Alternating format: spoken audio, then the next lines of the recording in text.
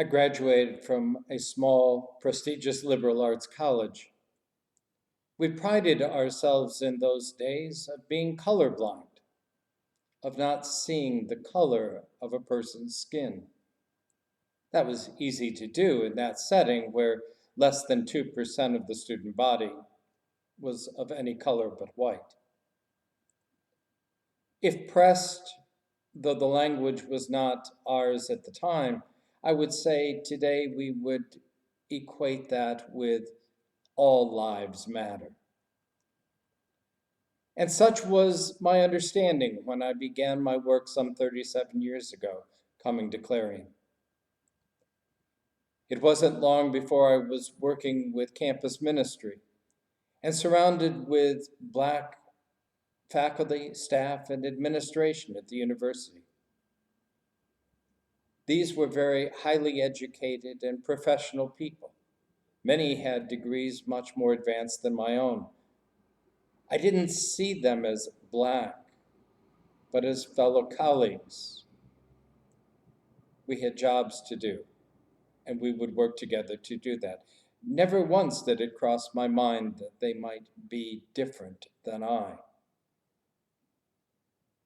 Until that morning, when I sat down with one of my colleagues and they explained to me that the night before they had been pulled over by the police for driving Black.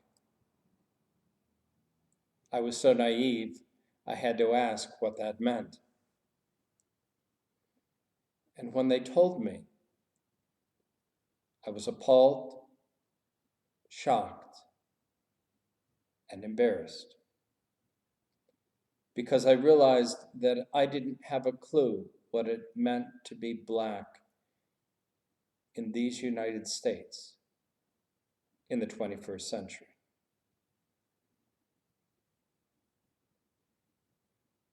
So long as one can be pulled over for driving Black, Black lives matter. So long as parents and grandparents must have the talk with their children and their grandchildren about how to conduct themselves in public around people of authority, especially the police. Not just to stay out of trouble, but for the sake of staying alive.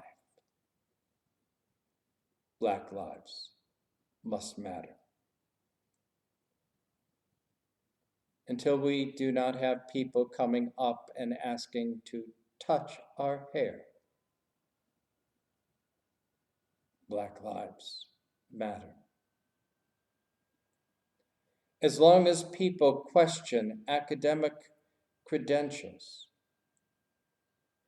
intelligence, and abilities based on the color of skin, Black lives matter. So long as churches are at risk of being burned to the ground because their membership is Black, Black lives matter. So long as job interviews and employment opportunities are passed over because of the color of one's skin, Black lives matter. As long as it is not safe for Blacks to gather together at Bible study without the risk of being shot, Black lives matter. And until no grandparent has to explain to their grandson as he emerges from a public restroom what the sign scrawled on the stall meant when it said, "All niggers must die," Black lives must matter. Black lives must matter so long as whites treat blacks differently in this country. There is no excuse. There is no justification. Black lives matter and should matter for all of us. I was reminded recently of John's treatment of the Good Shepherd in his gospel, where Jesus lays out the credentials for the difference between a good shepherd and a not so good shepherd, between a shepherd and a hireling. And one of the credentials is that a good shepherd knows the names of his sheep.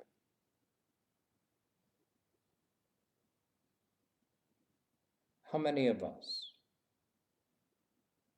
can name a black life that matters to us?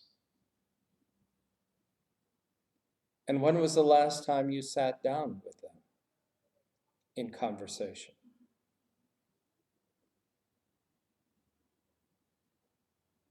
Until we no longer see blacks as them, but as individuals, black lives need to matter.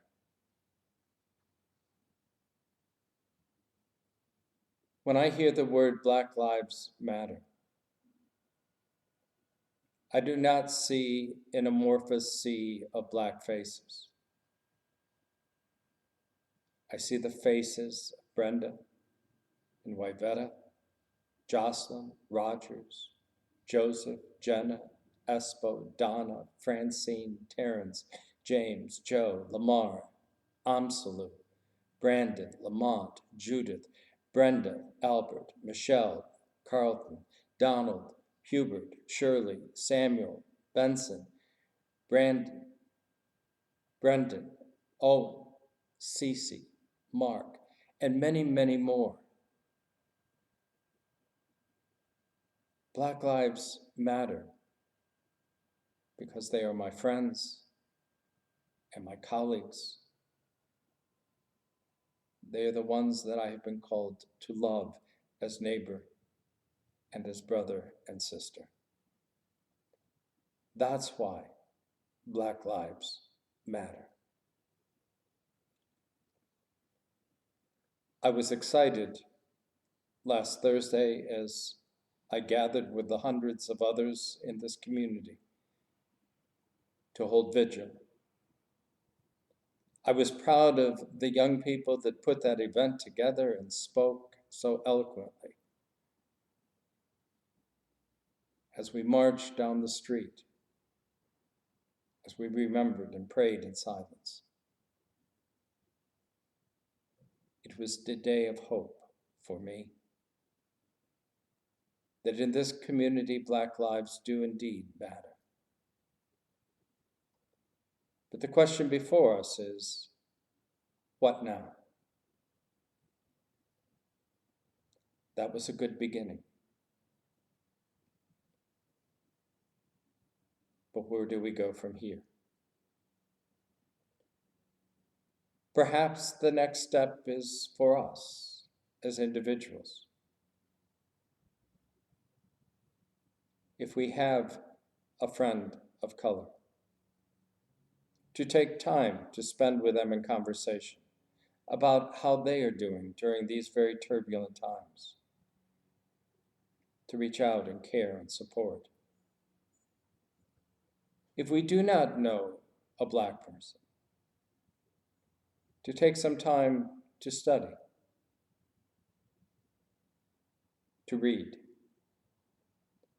I encourage my colleagues in ministry to read a very difficult but a very powerful book by James Cone, Cross and the Lynching Tree.